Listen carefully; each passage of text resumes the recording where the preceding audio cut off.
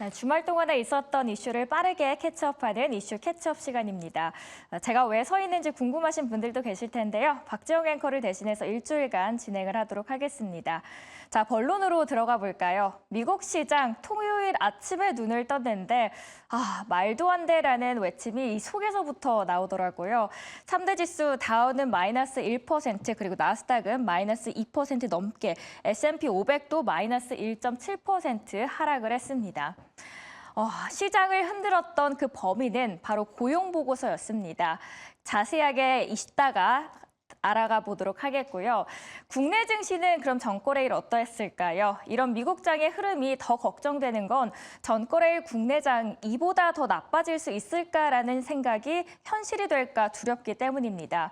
저번 주 말 그대로 K 블랙 위크였습니다. 외국인의 계속되는 매도로 시가총액 상위 종목들 삼성전자와 SK하이닉스, LG에너지솔루션이 하락을 했죠. 특히나 외국인은 전기전자 그리고 제조업을 중심으로 순매도세를 보였습니다. 그리고 이날은 자율주행 리츠 전기차 화재가 상승했고요. 특히 전기차 화재 같은 경우에는 파라틱, LK삼양, TK 애강이 상승했는데 시간 외에서도 전기차 화재 관련주들은 올랐다라는 점도 함께 참고를 하시면 좋을 것 같습니다. 국내 증시 토양이 정말 문제인 건지 날씨처럼 외부 변수가 문제인 것인지 하나만 딱 규명을 하는 게 어렵긴 하지만 그래도 미국발 흉흉한 분위기가 영향을 주고 있는 것 자체는 부인할 수 없죠. 오늘 하루가 그래서 더 걱정되는 이유입니다. 그 원인부터 분석을 해봐야겠죠. 우선 미국장을 흔들었던 범인 고용 보고서, 이 데이터의 중요한 포인트 세 가지는 이겁니다. 첫 번째로는 경기 침체 우려가 이 데이터 이후에 커졌는지, 그리고 9월에 50bp 해야 할 정도인지, 마지막으로 엔화 더 강세 가서 공포를 상기시키는 건 아닌지, 이 중요한 세 가지를 보시면 되는데요. 우선 고용 보고서를 소개팅이라고 한번 생각을 해볼까요? 문을 활짝 열고 멀리서 실루엣을 보는데 첫인상은 괜찮은 거예요. 그리고 저번 소개팅 트라우마를 갖게 한 게 바로 실업률이라는 코스였는데 실업률이 4.2% 예상했던 만큼 나오면서 경기 침체했던 이 발작 버튼이 켜지지 않았습니다. 이전에 4.3%가 나왔기 때문에 다행히 이전보다 낮게 나오면서 한시름 덜은 거죠. 문제는 그 다음입니다. 더 가까이 다가가서 밥을 먹기 시작했는데요. 거기서부터 하나씩 틀어지기 시작합니다. 비농업 고용자 수 자체가 16만 5천 명 늘어나는 걸로 예측이 나왔습니다. 그런데 그 결과는 14만 2천 명. 생각보다 고용 시장이 뜨겁지 않았다라는 걸 알게 됩니다. 그리고 6월과 7월의 고용 숫자가 다시 수정이 됐는데요. 결국 지난 2개월 동안의 수치가 모두 하향 조정됐습니다. 그것도 무려 9만 명씩이나요. 종합을 해보면 여름의 3개월 동안 실제는 41만 명이었는데 53만 명의 신규 고용을 예상하면서 우리는 김칫국을 엄청 들이킨 셈입니다. 이 외에도 풀타임 일자리는 줄었는데 파트타임도 늘었다라는 데이터도 나오고요. 한마디로 고용의 질 자체가 더 좋지 않았다라는 걸 볼 수 있었습니다. 근데 여기서 끝이면 좋았겠지만 연준의 말이 장을 더 끌어내립니다. 연준의 월러 이사, 고용 데이터가 대폭 고용 인하 가능성을 열어뒀다라고 말을 합니다. 말은 끝까지 들어봐야 한다고 하죠. 결국은 25bp 인하라는 이야기에 시장은 실망을 했습니다. 비슷했던 25bp와 50bp 인하 가능성이 이제는 25bp로 확률이 높아지다 보니까 시장은 더 실망을 해버린 겁니다. 그러면 앞서서 중요한 포인트 세 가지 체크해 볼까요? 먼저 첫 번째로 경기 침체 우려가 더 커졌고요. 고용 데이터로 인해서 9월에 50bp 가능성은 더 낮아졌습니다. 그리고 엔캐리의 도화선을 다시 건들 수가 있는 가능성은 더 커졌죠. 이 세 가지의 불안 요소를 더 키우면서 이날은 3대 지수 모두 내렸고요. 미국장에서 엔비디아 마이너스 4%, 브로드컴은 마이너스 10% 이상, 테슬라는 마이너스 8% 하락을 했습니다. 그래서 오늘 첫 번째 질문으로는요. 고용지표 발표로 미국 시장은 붕괴가 됐는데 우리 시장은 얼마나 그 타격을 받을까입니다. 이렇게 시장이 혼란스러울 때 이번 애플 이벤트가 그래서 더 중요합니다. 시선을 어디로 돌려야 할까 보니까 애플 이벤트 10일 새벽 2시입니다. 하루 앞두고 있는 이 시점이 중요한 이유는 AI 모멘텀 피크아웃 우려가 제기되고 있는 시점이기 때문입니다. 이걸 방증이라도 하듯 전거래일 미국장 시장의 모멘텀을 이끌어오던 AI 기업들이 와르르 함께 붕괴가 됐었죠. 제2의 엔비디아로 불리는 브로드컴 10% 이상 하락, AI 반도체가 하락을 주도했습니다. 이때 그런데 AI 거품론 속에서 주가를 굳건하게 방어 중이었던 게 애플인데요. 애플이 아이폰 16의 AI 가치를 판매 실적으로 증명한다면 이거는 또 다른 이야기가 되지 않을까요? 더 나아가서 대신증권에서는 국내 반도체, IT 업종의 반등 동력이 될 수 있을 것이다라고 말을 합니다. 자, 그렇다면 과거 아이폰 이벤트가 나왔을 때 아이폰 관련주들의 흐름은 어땠을까요?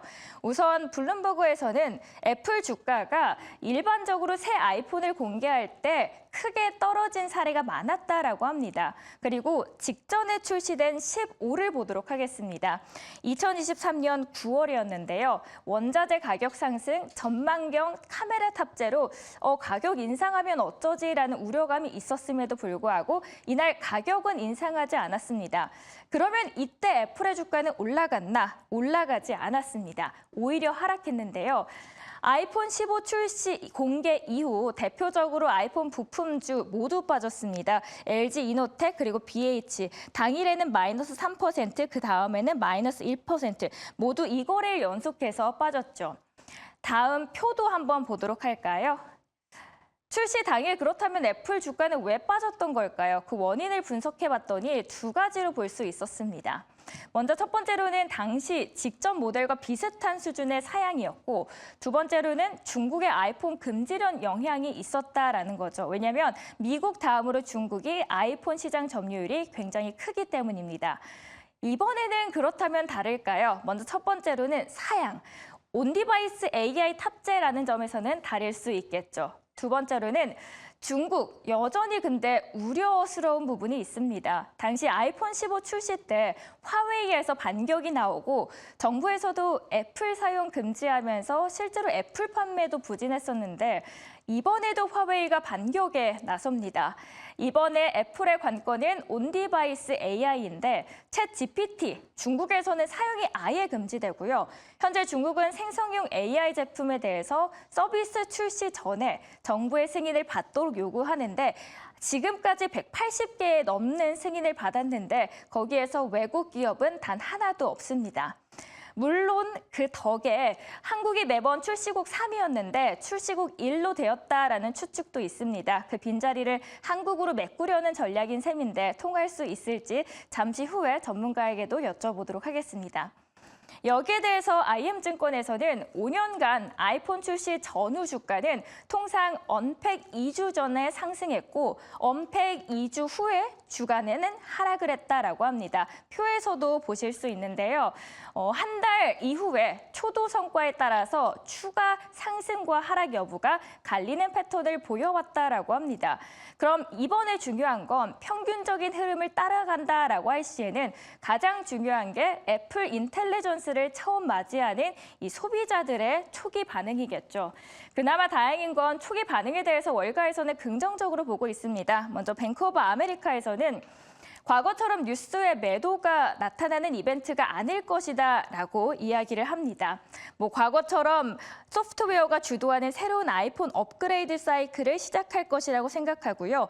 매력적인 기능을 시안하거나 만약에 아이폰 가격을 인상하면은 오히려 이거는 호재다라고 이야기합니다.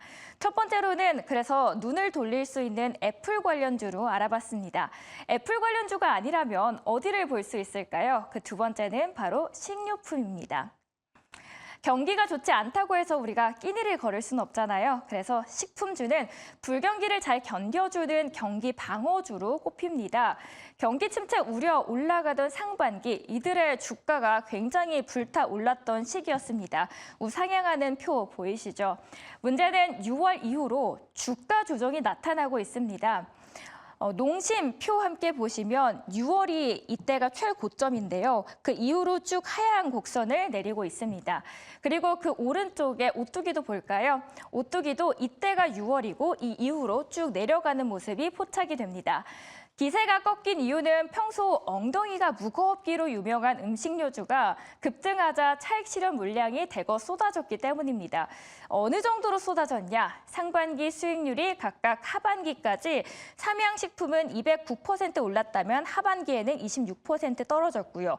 풀무원은 51% 올랐다면 하반기에는 27% 넘게 따라졌습니다. 그런데 최근 음식료가 다시 꿈틀거립니다. 1월에서 8월 농식품의 수출액 9조 원대 접근을 하고 있는데 이게 역대 최대고요. 조정을 기회로 본다면 라면처럼 업종 내외에서 좀 해외 매출 비중이 높은 품목들을 중심으로 접근을 해보는 건 어떨까요? 실제로 삼양식품 최대 실적을 달성했고요. 대상도 영업이익이 57% 증가를 했다라고 나왔는데 그럼에도 불구하고 주가는 지지부진한 모습이 나타났습니다. 그래서 증권가에서 DS투자증권에서는 농심 그리고 삼양식품, 롯데 웰푸드 등 해외 비중이 확대되고 있는 기업들을 보는 게 어떨까요? 라고 이야기를 합니다. 펀더멘털이 나쁜 게 아니기 때문에 매수의 기회로 봐도 될까요? 이 시간 통해서 저희 자세하게 들어가 보도록 하겠습니다. 다음은 엘파 세 가지 이슈인데요. 먼저 백악관 주인 10일 날 TV 토론이 있습니다. 그런데 여기에서 NYT의 여론조사가 실시됐는데 이제 트럼프가 조금씩 앞서가고 있다라는 이야기가 나옵니다. 그래서 여기에 대한 중대 변수가 어떻게 될지 한번 체크를 하시는 게 좋을 것 같고요. 그리고 두 번째로는 살 빠지는 줄 알았는데 이거는 노화까지 챙겨준다. 바로 위고비의 이야기입니다. 그런데 위고비가 10월에 한국에 상륙을 하는데 이게 또 한국 시장에는 얼마나 큰 영향을 줄지 함께 체크를 해보도록 하겠습니다. 마지막으로 중국, 외국 바이오 기업 병원들을 이제 받기 시작합니다. 중국의 경기가 너무 안 좋다 보니까 여기에 대해서 중국도 발벗고 나서는 움직임 포착할 수 있었고요. 그리고 마지막으로 동양제약이 하이로닉을 임수 합병했습니다. 그리고 시간외에서 올랐는데 여기에 대한 체크도 함께 하시는 게 좋을 것 같습니다. 그 밖에 알파까지 함께 알아봤습니다.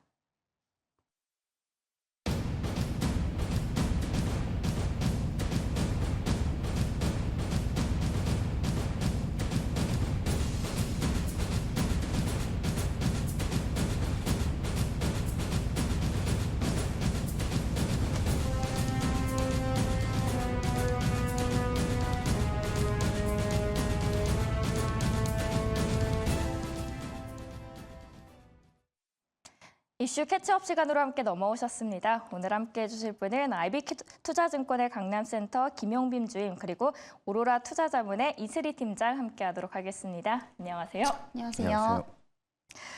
주말 지나고 와서 좀 시장이 좋았으면 했지만 고용 지표로 인해서 오히려 더 큰 실망이 나타났습니다. 먼저 김용빈 주임께 여쭤보도록 할 텐데요. 고용 지표 발표로 미국 시장이 붕괴했습니다. 특히 보면 반도체 쪽이 굉장히 많이 빠졌더라고요. UBS에서도 SK하이닉스 그리고 삼성전자 주말에 목표 주가를 하향했다라는 소식까지 전해지니까 더욱더 불안해지는데 이럴 때 우리 국장 반도체 기회가 될까요? 위기가 될까요? 일단 시장 상황에 먼저 좀 뒤에서 말씀드리겠지만 일단 아직은 기회가 아니다라고 좀 먼저 결론부터 말씀드리고 싶고요.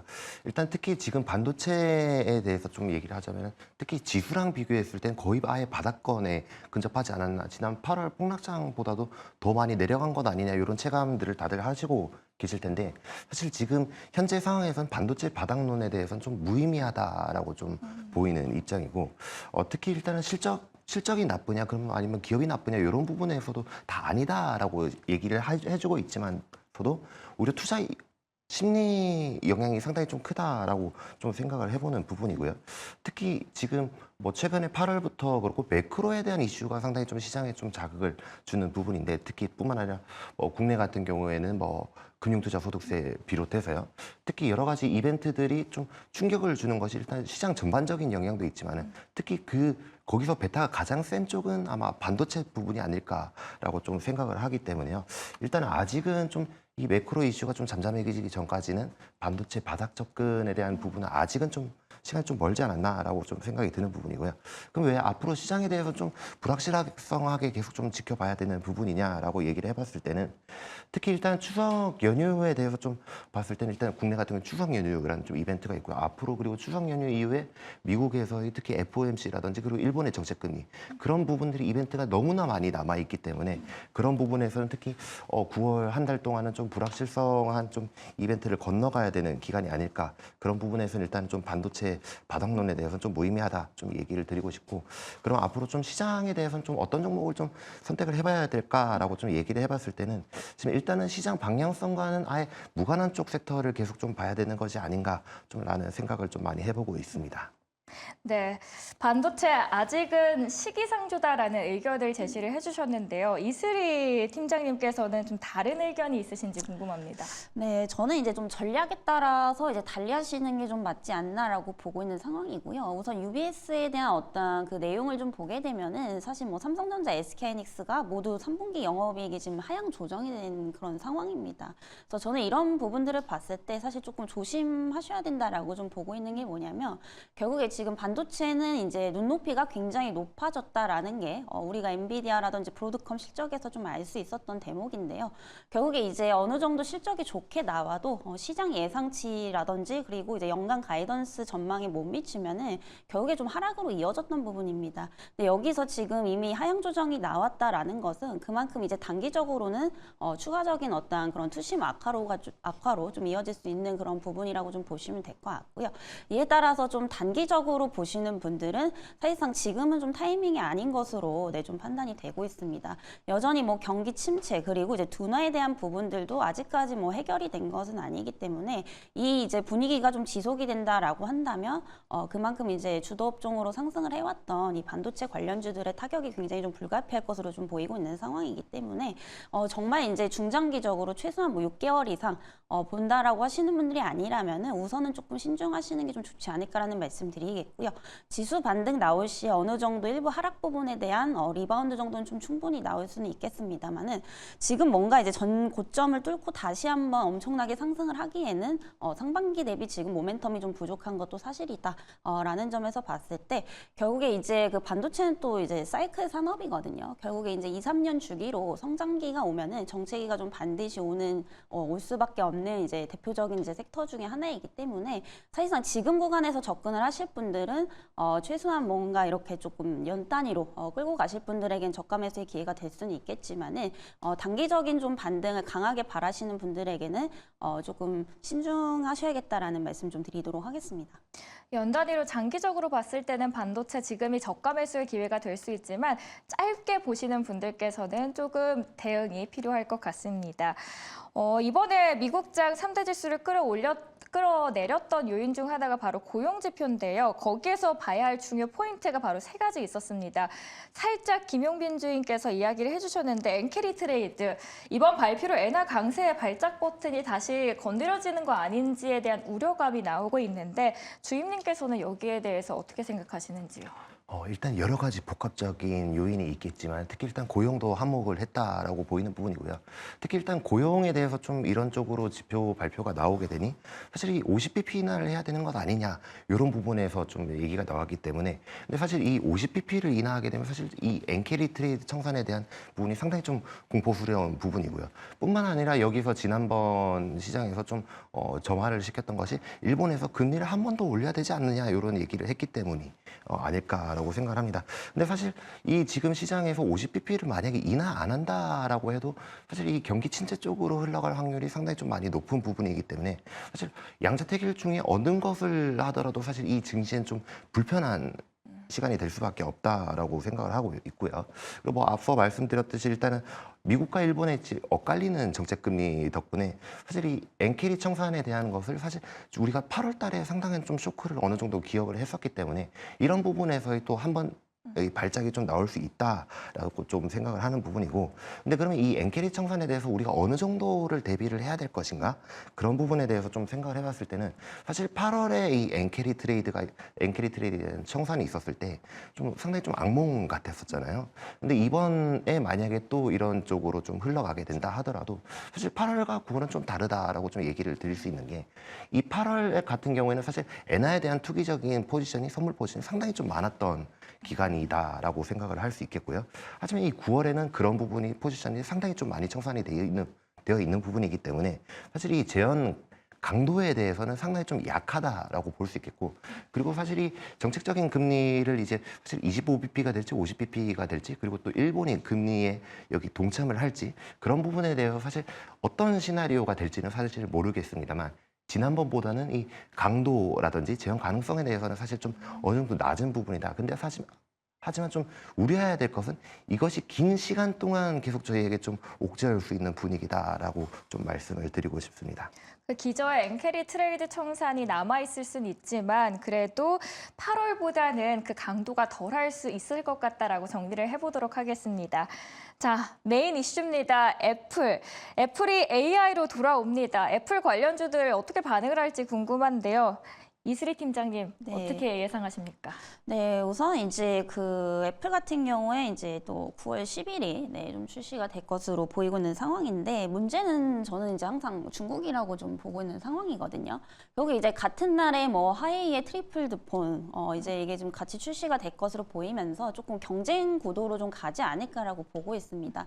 실질적으로 지금 이 발표 소식이 들려오면서 저번 주에 이제 관련주들, 특히 뭐 LG 디스플레이라든지 LG 노텍이 좀 급락이 좀 나왔던 상황입니다. 그래서 과거에 이제 아이폰 15 출시할 때도 이 부분에서 좀 당했던 부분들이 있기 때문에 사실상 이제 그 위험 회피 심리가 조금 작용을 한 게 아닌가라고 좀 판단이 되고 있는 상황이고요. 결국에는 이제 어떤 게 또 더 잘 팔릴지, 반응이 좋을지는 출시 이후에 뭐 판매량이라든지 이런 소비자 평가들이 좀 상당히 좀 중요할 것으로 좀 보고 있습니다. 그래서 이제 그 관련주들의 최근의 흐름을 보면은 사실 출시 이전에는 원래 항상 좀 상승을 했다가 오히려 출시 이후에 좀 하락했던 그런 모습들을 보여주는데, 지금은 조금 반대 양상이거든요. 오히려 이전에 못 가고 있는 이런 상황이기 때문에 오히려 좀 출시 이후에 다시 한번 좀 수급이 몰릴 수도 있지 않을까라고 좀 보고 있는 상황입니다. 그리고 이번 시리즈는 사실 이전과는 조금 다른 게 뭐냐면, 이제 많이 아실 겁니다. 그래서 AI에 대한 이런 모멘텀을 좀 가지고 있는 상황입니다. 그래서 인텔리전스를 탑재를 하는 게 이번이 처음이기 때문에 사실상 교체 수요가 어느 때보다도 높을 수밖에 없다라고 좀 보여지고 있는 상황이거든요. 그리고 이제 아이폰 13이 지금 이제 출시한 지 한 2년 정도 좀 지났기 때문에 이 교체 수요 시기가 지금 딱 맞물리는 상황입니다. 그래서 충분히 여기에다가 조금 기대를 걸어볼 만하지만, 물론 이제 그 중국은 좀 변수라는 점에서 리스크 관리는 조금 하셔야 되지 않을까라는 말씀 좀 드리겠고요. 어쨌든 이 중국에 대한 우려감들, 이런 부분들은 주가상에 지금 미리 반영이 되어 있는 게 오히려 저는 좀 저가 매수의 기회가 아닐까라고 좀 보여지고 있고요. 물론 이제 이런 대외적인 부분들이 어느 정도 조금 우려감이 있는 상황이지만, 결국에는 이제 우리 관련 부품주들의 실적에 대한 어떤 메리트를 본다면은 상당히 좀 매력적인 구간이 아닐까 싶습니다. 특히나 뭐 이제 LG노텍 같은 경우에 작년에 영업이익이 굉장히 부진했습니다. 아무래도 이제 아이폰이 중국 내에서 옛날만큼의 위상을 좀 가지고 있지는 않다 보니까 이게 고스란히 이제 실적으로 좀 드러났던 그런 이제 부분들이라고 좀 보시면 될 것 같은데, 올해는 이제 그 아이폰 16이 좀 출시를 하게 되면서 어쨌든 기술력도 좋아질 거고요. 이렇게 되면 이제 화소수가 증가를 하게 됩니다. 그래서 그만큼 이제 카메라 모듈에 대한 단가도 올라가기 때문에 이런 수익성 개선을 좀 기대를 해볼 수 있겠다라는 점에서 작년 대비 충분히 좀 기저효과는 누릴 수 있다라고 좀 보고 있거든요. 그래서 올해 이제 기대되는 실적 대비해서는 좀 상당히 지금 저평가 수준에 있기 때문에 너무 이제 중국 쪽에 초점을 맞추시기보다는 개별 이제 실적에 대한 어떤 개선 기대감에 따라서 좀 접근을 해본다면은 충분히 좀 매력적이지 않을까라는 말씀 좀 드리도록 하겠습니다. 네, 개별 실적에 조금 더 포커싱을 하고 중국에 대한 우려감은 그래도 잔존한다라고 이야기를 하셨습니다. 중국 이야기를 하셔서 주임님께 여쭤보고 싶은데, 중국이 세계 시장에서 영향력을 정말 많이 넓혀가고 있고요. 샤오미의 가성비 전략이 애플에게 얼마나 위협적일지 궁금하고, 그리고 이번에 중국 영향으로 인해서 그래서 이제 애플이 한국이 1차 출시국으로 선정될 가능성이 높아지고 있습니다. 거기에 대해서 긍정적으로 얼마나 주가에 반영이 될지도 궁금합니다. 일단은 사실 저는 중국에 대해서는 어느 정도 배제를 시켜놓고 봐도 되지 않나라고 생각하는 것이 좀 핸드셋 시장이다라고 생각을 하고 있는데, 일단은 뭐 특히 시장에 영향이 있는 부분이라면 특히 중국 같은 경우에는 자국산 소비에 대해서 특히 좀 유난히 올해 초부터 좀 심해지는 느낌인데, 사실 이 중국 내 내수만 생각을 했을 때는 사실 이런 중국의 좀 가성비 전략이 좀 많이 어느 정도 먹혀들고 있지 않나라고 좀 생각이 드는 부분인데요. 근데 일단은 중국 내에서도 자국산 분위기가 특히 많이 좀 우리나라 뭐 신토부리처럼요, 그런 분위기처럼 계속 좀 소비 행태가 지속이 되고 있어 왔는데, 좀 일부 뭐 특히 일단 아이폰 쪽으로 얘기하자면 좀 그나마 긍정적인 것은 특히 2분기에 아이폰 판매량이 어느 정도 회복을 했다라는 것이고요.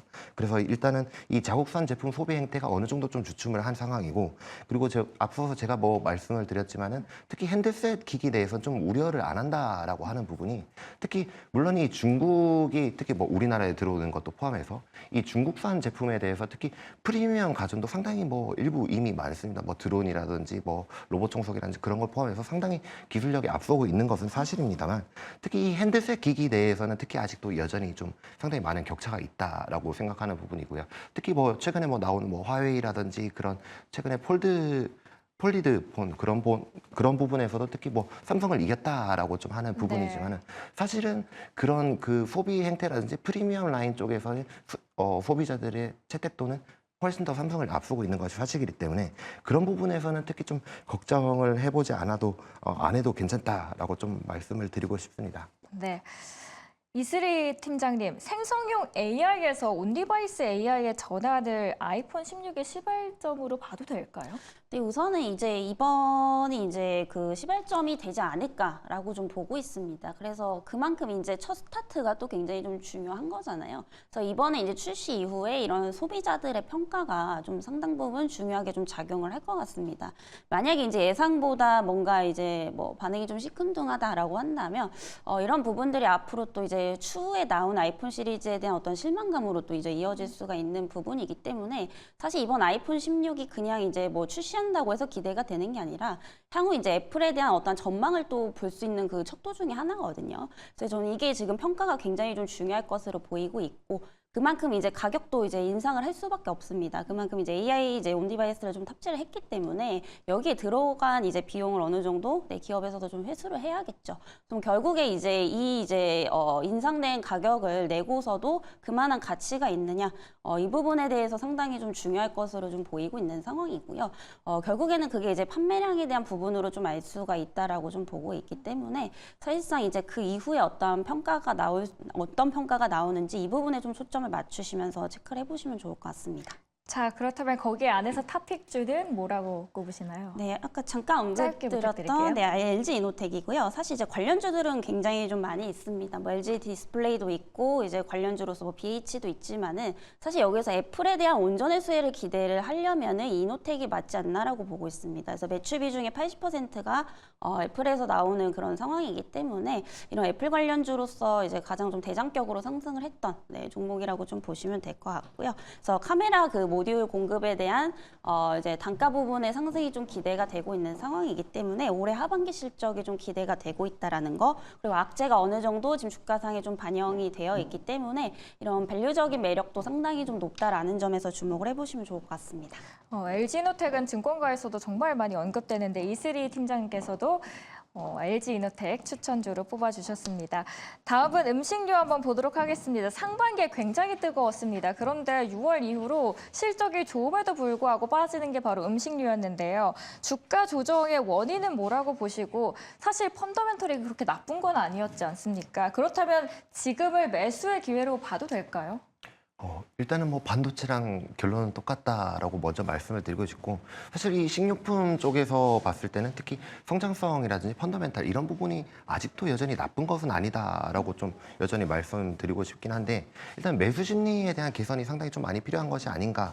그리고 근데 또 앞서서 이제 이 반도체랑 같이 좀 놓고 봤을 때는 특히 상반기 주도주다라는 공통점들이 있고요. 사실 이뿐만 아니라 뭐 화장품이랑 전력기기도 같이 다 포함되는 부분이 아닌가라고 생각을 하고 있습니다. 일단 그리고 또 사실 주가가 언더퍼폼하는 데 있어서는 또 일부 종목별로도 특히 이슈가 있습니다. 일단 종목별로도 여러 가지 다 다르지만 일단 최근에 좀 문제가 되고 있는 것은 이 원가 부담에 대한 문제도 어느 정도 좀 되고 있는 부분이고요. 그리고 또 뿐만 아니라 사실 수출은 잘 되고 있지만 이 내수가 상당히 좀 부족하다 이런 평가도 많이 좀 있습니다. 그리고 뿐만 아니라 지금 최근에는 또 원화 이제 그 강세로 좀 접어들면서 이 환율에 대한 그런 부분도 상당히 좀 어느 정도 영향이 있기 때문에 그런 좀 삼중고를 좀 겪고 있는 부분도 있다라고 좀 어느 정도 말씀을 드리고 싶고요. 그리고 뭐 앞서서 말씀드렸지만 일단 시장 방향성이 결국에는 좀 중요한 것이다라고 좀 생각을 하고 있고 그런 부분에서 일단 특히 이 상반기 주도주에서 수급이 계속적으로 나가는 분위기에서 일단은 그런 분위기에서는 좀 사실 매수 심리가 좀 어느 정도 개선이 될 여지가 좀 아직 남지 않았나라고 좀 생각을 하고 있습니다. 뒤에 살짝 봤는데 정말 맛스러운 라면이 있더라고요. 그러면 그 안에서의 탑픽주가 라면 관련주가 될지 아니면 다른 관련주들이 될지 궁금하거든요. 어떤 탑픽주 꼽으실까요? 일단은 좀 다른 거라고 말씀을 드리고 싶고요. 어떤 특히 걸까요? 라면 관련주는 사실 시세도 많이 나오기도 했고 일단은 그 초콜릿 관련주다라고 오. 보고 싶습니다. 일단 롯데웰푸드라는 기업이고요. 특히 롯데웰푸드가 이 해외에서 상당히 좀 다른 시나리오로 좀 잘 되고 있다라고 좀 말씀을 드리고 싶은데 일단은 이 우리가 지금 최근에 뭐 보고 있는 것은 특히 인도 시장이 좀 핫하다라고 좀 볼 수 있겠는데 이 인도 시장을 중심으로 특히 이 해외 시장에서 가파른 성장을 좀 시작하고 있는 것이 롯데웰푸드다라고 볼 수 있겠고요. 그리고 좀 최근에 사실 좀 많이 빠진 분위기가 있긴 한데 거의 역대 전 박스권을 유지하던 가격 수준으로 왔기 때문에 이런 가격적인 매력 측면도 있다는 점. 그리고 특히 인도에서도 잘 나가고 있는 것이 초코파이 쪽과 이제 그 빼빼로 쪽입니다. 그래서 초콜릿 과자 수요가 높아지고 특히 그리고 인도 자체가 이제 소득 자체가 올라가는 이 초콜릿에 대한 이런 수요가 있는 것이 아닌가라는 좀 생각을 하고 있는 부분이고요. 그리고 좀 늦었지만은 다른 기업들보다 상당히 많이 늦었습니다. 그렇지만은 이제 북미 시장에 대해서 이제 시작하는 단계이기 때문에 그런 부분에서는 좀 한번 접근해봐도 되지 않을까라고 생각을 하고 있습니다. 네, 롯데웰푸드 픽해 주셨습니다. 오늘 힘든 시장이 예상되는데요. 이 두 전문가들의 이야기가 꼭 도움이 되셨길 바랍니다. 오늘 함께해 주신 두 분 이만 보내드리도록 하겠습니다. 고맙습니다.